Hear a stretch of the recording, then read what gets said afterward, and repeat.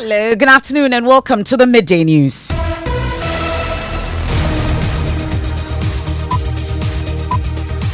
We're live on Joy 99.7 FM here in Accra and Kumasi. We are on Love 99.5 FM. Affiliates across Ghana's 16 regions. We are on Amenuveve FM in Apawu, Kekeli Radio in Ho, ATL FM in Cape Coast. We are live on X Spaces. We are on Facebook. We are on myjoyonline.com. The Midday News, as always, is sponsored by Petrol Sol, your clean fuel in full quantity. Petrol Sol is always a delightful experience. Also brought to you by Dura Plus Ghana Limited, producers of quality PVC and HDPE pipes and water tank. We are the only water storage tank with the level indicator, and where Dura Plus goes, water always flows. This afternoon, President Akufo-Addo, under internal and external pressure to either sign or refuse to append his signature to the controversial Proper Human Sexual Rights and Family Values Bill. Details as the U.S. State Department, United Nations, religious bodies express varied views about the passage of the bill. The leadership of the Catholic Church is very happy passage of this bill, and we are praying and hoping that the president will assent to this bill. And where we have reached is a president who must put this matter to sleep by assenting to the bill. Let us. Meanwhile, the Attorney General Godfred Yeboah-Dame says he will not advise the president to sign into law any bill that infringes on the rights of individuals. I mean, I said that if indeed all those human rights concerns had not been addressed, why would the Attorney General advise that the president should proceed to assent to a bill? My duty as the Attorney General in the Constitution is to ensure that bills are in conformity with the Constitution. We have details. Also, rising tide of judgment debt lawsuits flood Attorney General's office, raising concerns of conspiracy or genuine claims. The process of judgment debt for me had become a conduit for milking the state, had become a conduit for necessarily inflicting financial hardships on the state, and some people had more or less permitted it to be an enterprise. We'll tell you how a judgment debt of 950,000 awarded against the state jumped to over 10 trillion Ghana cedis. It is actually as a result of lack of vigilance on the part of public officers, or sheer complicity in the process of ensuring that the state is ripped off with hard-earned purse. Also this afternoon, figures available to join you suggest a consistent shortfall in power generation in the country, especially this month, resulting in power outages as the ECG insists there is no doom so. Yesterday was supposed to be around 5:30. We did 380 megawatts. This is not an event. It's been recurrent. It's been going on. The public need to know what is going to happen to them in the evening, plan their lives, and be able to adjust. Well, we'll get some answers. Plus, those affected by the intermittent power outages are demanding answers. I just on my TV just to watch one or two before I go to bed. Everything off. This one I'm trying to on my TV. The TV is not coming. If you look on the body of my daughter, heat rash is too much. We have sports, and then later in the bulletin, have you thought about how it feels to celebrate your birthday once in every 4 years? We'll hear from 29 February borns, all the leap year babies. For the years that we don't have a leap year, I celebrate it either on the 28th of February or move it to the 1st of March. I actually feel special. That and more in this afternoon's edition of the Midday News. I am Emefa Apawu. This is your home of independent, fearless and credible journalism. Please stay on for details.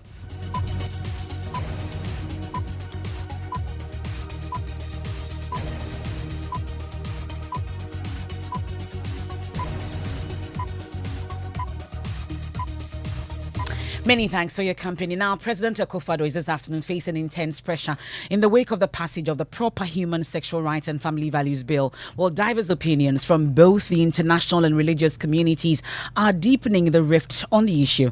The global community in particular is disheartened by Parliament's unanimous approval of this bill. The U.S. State Department and the United Nations are voicing fears regarding potential human rights violations, while religious groups are staunchly advocating for the bill to be assented to.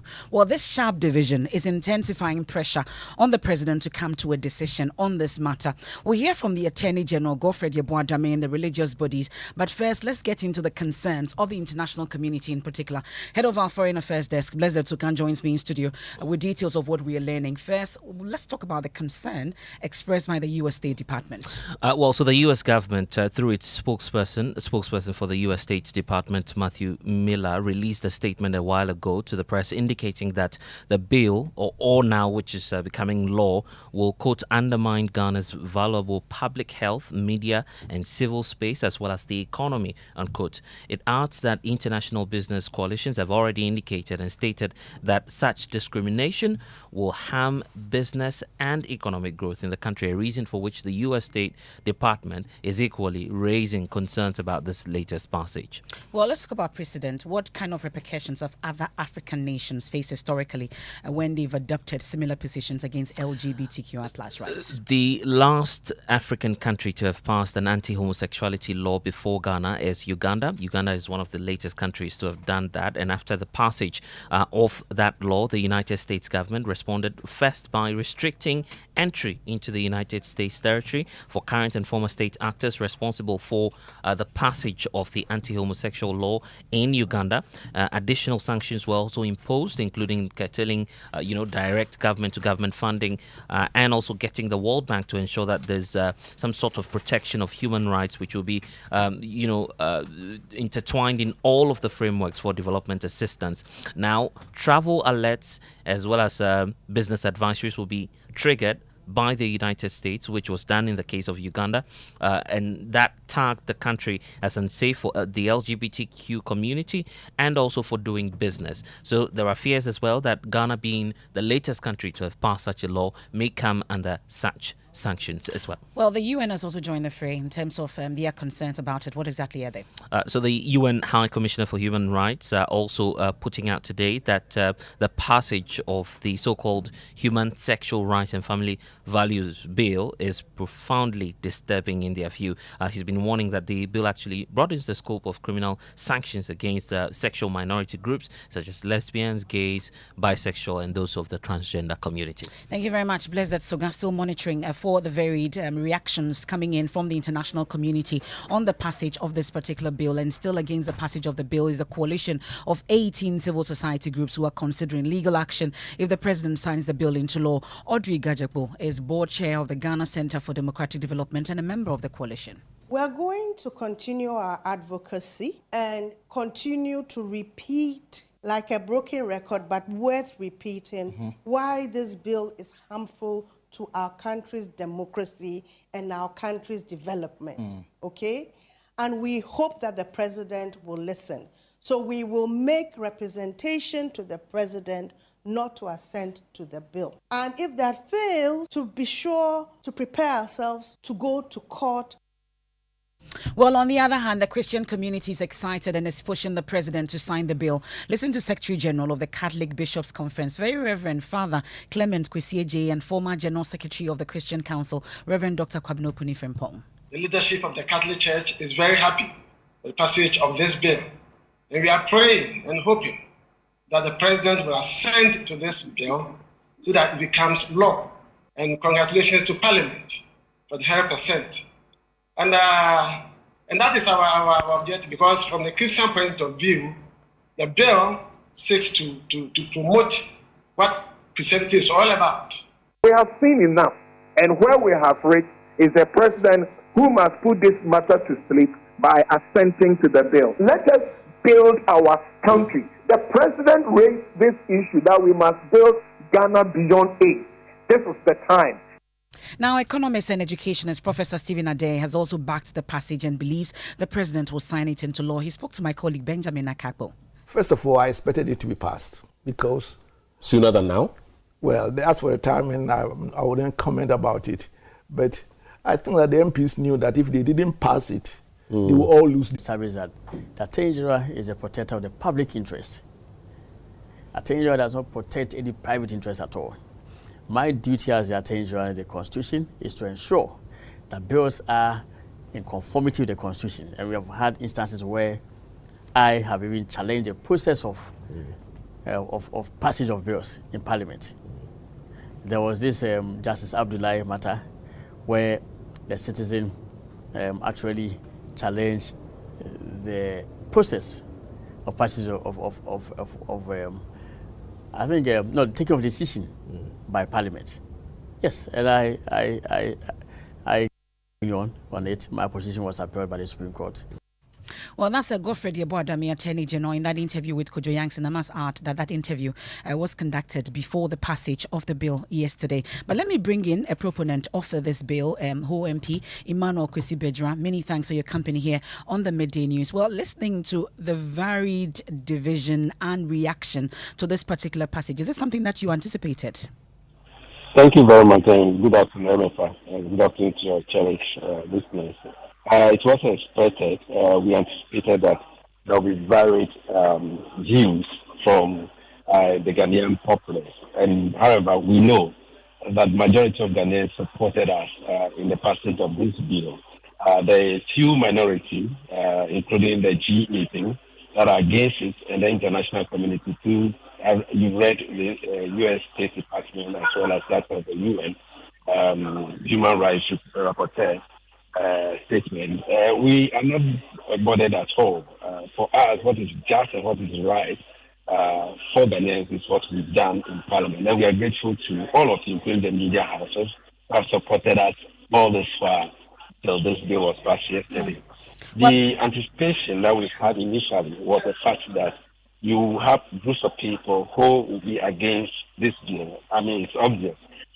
From the onset, when the bill was introduced to the House, we had people who were against it, and it actually shows clearly that this group of people will not support it at all. So for the group G18 to write to the president not to assent to it, it is their constitutional right. Anybody at all can write to the president not to assent to it. And therefore, the 8 of us were prepared that at the end of the day, we will pass it and we'll leave the rest in the hands of the president to assent or not to assent. Okay, just wondering though, Mr. Bejra, I'm sure you've been finding out whether the administrative works have begun for the clerk of parliament to send this particular bill to the president for onward assent. Well, it takes some time from our standing orders. After the passage of the bill, the clerk will have to send it to government printer, who will put it on the stencil and bring it back to Parliament again for the clerk to look at it before forwarding it to the president. So it's not yet been forwarded to the president yet. Okay. We have 7 days for the president to assent to it. If the president does not assent to it, he has 14 days to inform the Speaker of Parliament that he will not assent to it. He has some reservations against the bill, and whatever reservation he has, either entirely or in part, they will inform us officially, and the House will look at it again before it's being passed again. So if the president has any reservation, we'll let us know. And you are hopeful of the president's assent to it? Well, we are all hopeful. We had the majority of Ghana, including the Venerable Professor Stephen Adair, supporting the Christian Council, the Catholic Bishop, the National House of Chiefs. Almost all Ghanaians are supported, except for the few who think that it infringes on the fundamental human rights of people. Okay. And that one too, we have reason to believe that it is not true, because this is people's lifestyle. And lifestyle has nothing to do with people's fundamental human rights. Okay, that's Emmanuel Kwesi Bejra. He's the whole MP. Now, let's turn our attention to some other stories, and there's danger for the country as the Attorney General's office is inundated with a judgment debt lawsuit, with some claiming money that could collapse the Ghanaian state. At the State of the Nation address, President Akufo-Addo mentioned the AG saved the country from paying over 10 trillion Ghana cedis in judgment debt, but Joy News is learning the threat is far from over as more cases are pending in court demanding the state pays money for reneging on contract agreement with claimant. Attorney General and Minister for Justice Godfrey Yeboadami tells Joy News that while his office has put some of the payment of the judgment debt on hold, he is convinced collusion between state actors and the claimant is responsible for the anomaly. He spoke to my colleague Kojo Yankson. Indeed, I observed a trend for various public officers to the process of compound interest actually inflict unnecessary judgment debts against the government of Ghana. So remember the case of NDK against the Attorney General, yes, which I again applied to the Supreme Court for another, stating that the sum of 79 million Ghana is paid by the government of Ghana was sufficient and therefore should be declared as full and final payment. And the government was relieved from the obligation of paying the sum of 1.27 billion Ghana cedis. The sum in question was a paltry 268 thousand Ghana cedis. The original amount awarded, sum, right, in 2009. So in this, case, 10 trillion Ghana cedis. What was the original amount awarded that started gathering the compound interest? The original amount was far, far lower. The original amount was about 971,000 Ghana cedis. Less than a million Ghana cedis? Yes, from 1997 to 1999. And I think that the process of judgment debt for me had become a conduit for milking the state, had become a conduit for necessarily inflicting financial hardships on the state. And some people had more or less permitted it to be an enterprise. And we saw various judgments of the Supreme Court between 2012 and 2016 reflecting such a tendency. Although government of Ghana between 2017 and 2021 have still paid out some $300 odd million worth of judgment debt. Yeah, of course. I mean, clearly judgment debts arising as a result of various situations cannot be avoided. And if a policeman perhaps engages in some act of brutality against a citizen, the person will go to court and sue the attorney general in such an instance. Then we have this one, another African automobile matter. You see the entry of judgment here. What is it for?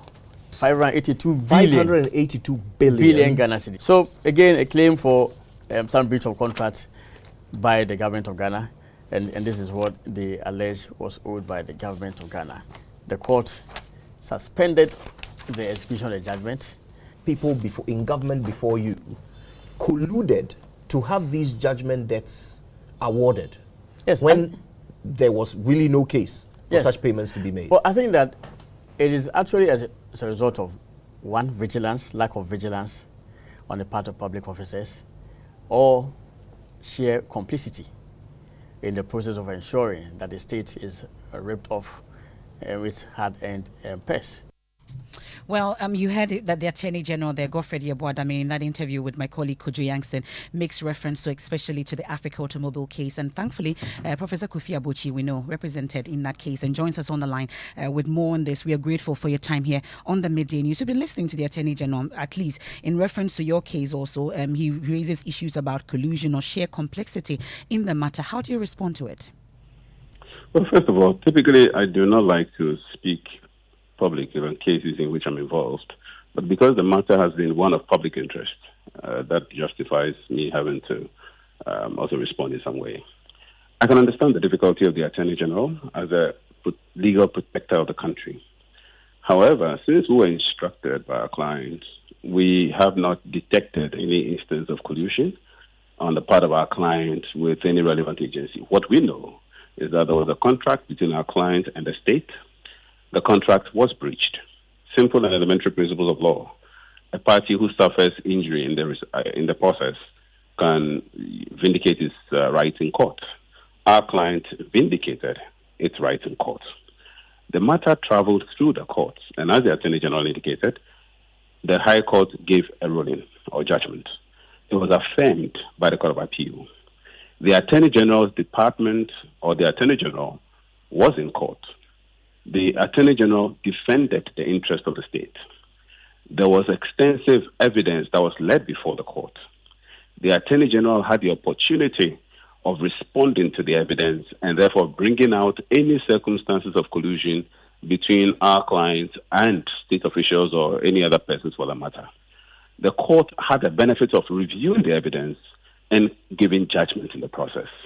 It is difficult at this stage to speak of any collusion which has not been endorsed by the court, any collusion which clearly has not, as it were, been accepted by the court. As we speak, the opportunity for appeal has expired. The Attorney General's Department in the state, for the matter, has no opportunity of appealing this matter. And as the Attorney General indicated, this matter has been on the cards for almost 2 decades.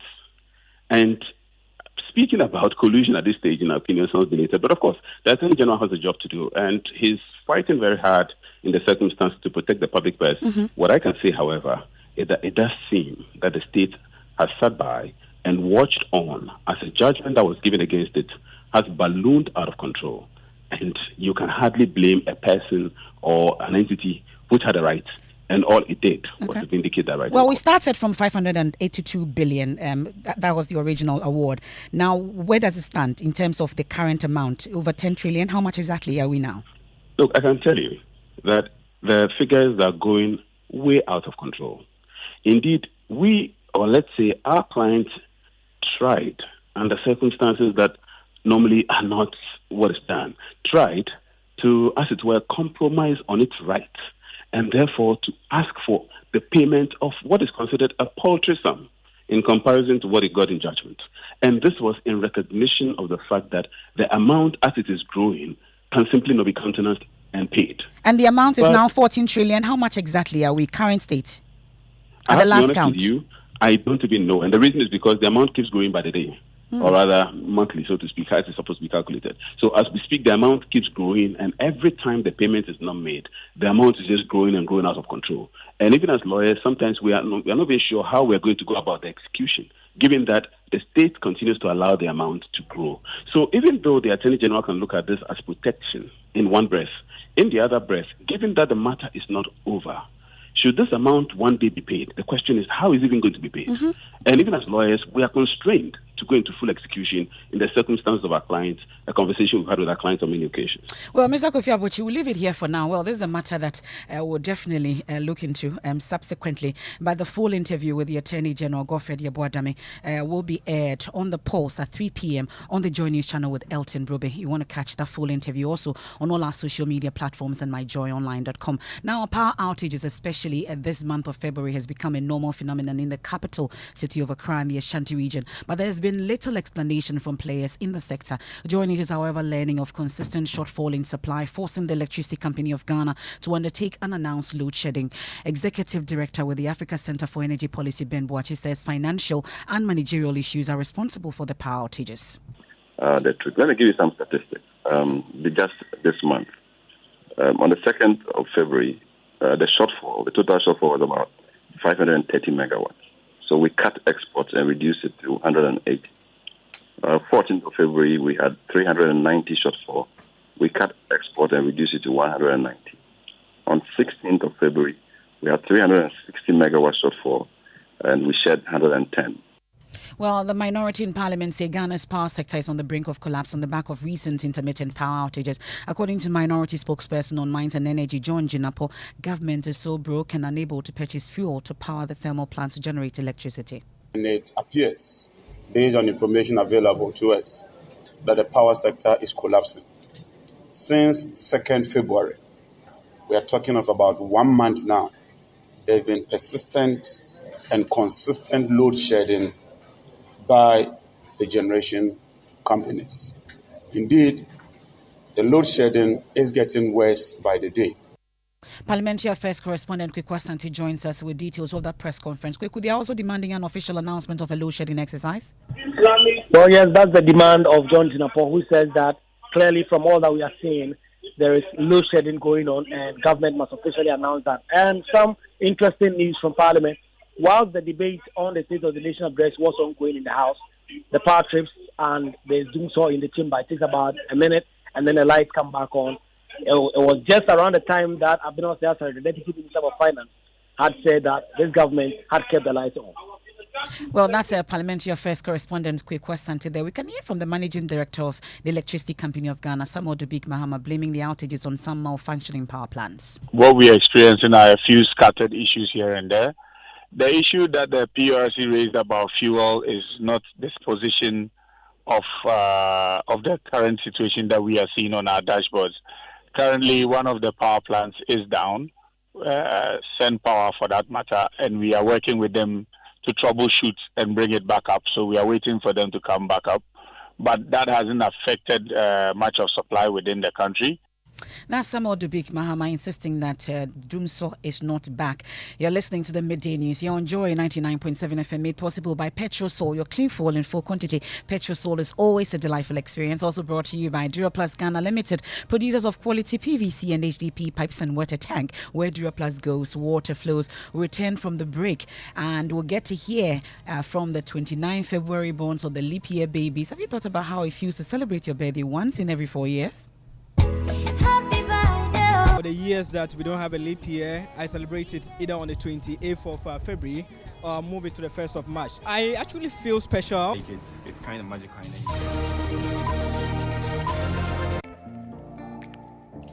Dive into a new era of news consumption with myjoyonline.com, your go-to destination for cutting-edge journalism, giving you the most credible stories from business to politics and from sports to entertainment.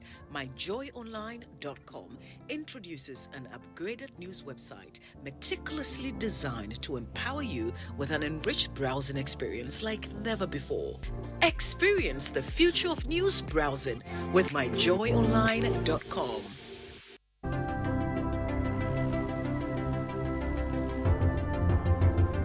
When budgets are tight and money difficult to come by, you want to be sure you get the best value for your money. These are not times to be spending money fixing expensive engine problems because of cheap fuel and lubricants. Drive to a petrol source station today and buy your quality fuel and lubricants, and rest assured of fuel that lasts long and lubricants that prevent expensive engine problems. Hear the sound. Petrosol, clean fuel in full quantity.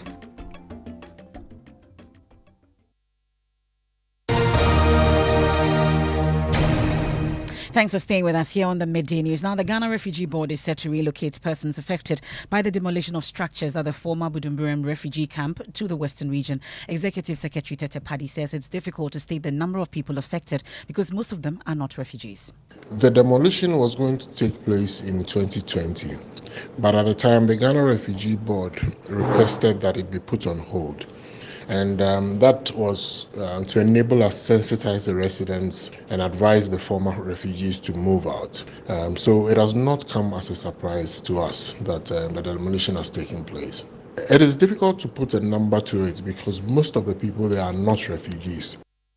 Still on demolition, some residents of Nima are challenging the Ayawaso East municipality's decision to evict some mechanics and persons who reside on a piece of land very close to the Nima runabout. Listen to the head of the family demanding compensation for the takeover of the land, Robert Kumsen. So the chiefs of Nima, the sub-chiefs of Nima, they came to me at Osu. We had a meeting and I told them it is never true that Agenda 111 be made here. But have they seen the artist impression? Have they seen the plan, the artist impression? Now the contractor who is going to put up the building and also the money, where is it going to come from? Now, imagine having to only celebrate your birthday every 4 years. On 29 February, about 5 million people around the world celebrate their once every 4 years real birthday. For some of the Leapins, being born on 29 February is an excuse to celebrate over 2 days when it's not a leap year. My colleague Jankling and Sumayabwa has been interacting with some Leapins. Well, today is one of those days that happens once every 4 years. We have people born on that day, but the big question resonates: how do they celebrate their birthday? Sammy, happy birthday to you. Thank you very much. I'm grateful, Jackie. It's a wonderful day for me, actually. Of course it is. 4 years, once every 4 years. How do you do that? How do you celebrate your birthday? Right, so the days that or the years that we don't have a leap year, I celebrate it either on the 28th of February or move it to the 1st of March. Reason being that I don't want to feel secluded, I don't want to feel lonely, but I know in actuality that is not my birthday. How does it feel to celebrate your birthday once every 4 years? I actually feel special because if you look at the population, the whole world running into billions, we constitute just about 5 million. Kind of magical and it's kind of special. One thing I like about our birthday or growing up, one thing I really enjoyed was during my friends' birthdays, they will come to school and then we will wet them. Well, every 4 years. Now, MNJ, they're here. What's up? What's social media talking about? Everybody's talking about LGBTQ, and that's trending #1 on social media platform X. Actress Lydia Forson says it is now the president's turn to give or reject assent to the bill. Either way, he's been backed into a corner. That, I believe, was the plan all along, to lose potential aid from the West or incur the wrath of the religious majority in Ghana. Let's see how this plays out. Yeah, and also visa is trending alongside LGBTQIA because some netizens have been sharing the fact that they will start identifying as part of the queer community so that they can get a free visa to US. So visa, everyone is just talking about it. Yeah, this one here from Lobby says the LGBTQ bill will make USA visa acquisition hard give straight people. Wow. Conqueror GH says, be honest, what will you do if USA gives free visa to all LGBTQ people in Ghana? And then this one here says, dear LGBTQ community, you are only alive today because your parents were straight. And that's how we end today's edition of the Midday News here on Joy 99.7 FM. There's more when you log on to myjoyonline.com. I am interested in sanctity of Ghanaian children, not what you do in your bedroom. Sam George, that and more on myjoyonline.com. I am Emefa. Apawu Living Word with Pastor Mensa Otabil is up